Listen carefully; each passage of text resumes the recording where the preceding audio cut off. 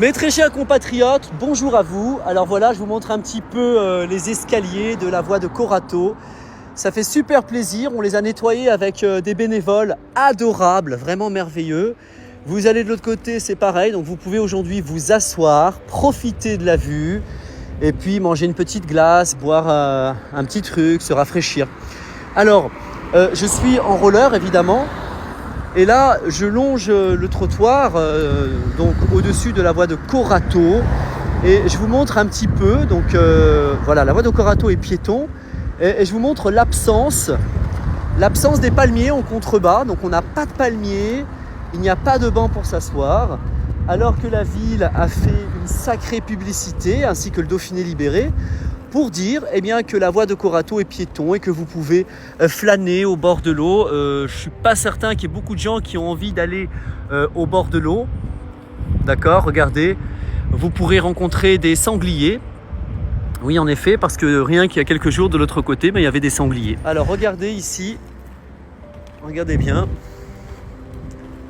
la petite vue. Bon, incivilité, hein.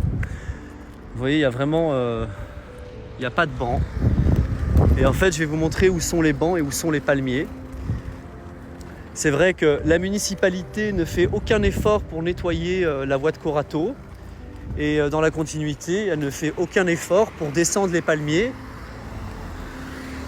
Parce que si elle devait descendre les palmiers, ça libérerait de la place pour les personnes à mobilité réduite.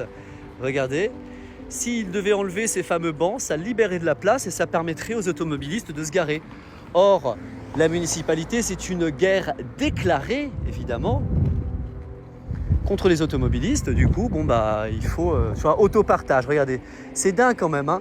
C'est écrit autopartage, mais je comprends pas. Ce sont les palmiers qui font de l'autopartage. Voilà. Alors là, la jeune demoiselle, elle me fait un peu peur comme elle est assise.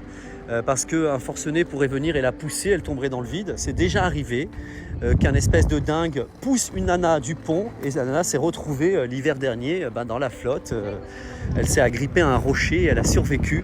C'est une miraculée. Alors ici, vous avez les boîtiers électriques éventrés, hein, c'est systématique. Beaucoup de tags, beaucoup d'urine.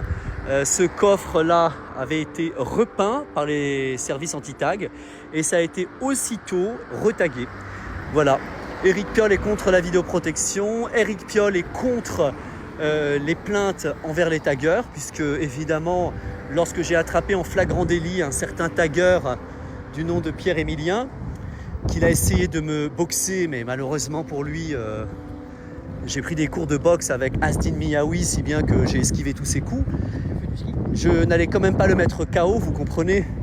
C'était un petit jeune un peu tout fragile, tout frêle, n'est-ce pas Pierre Emilien? Il taguait à SME. Bon, j'ai porté plainte contre ce gars, pas de nouvelles, mais la ville, elle, n'a pas voulu porter plainte parce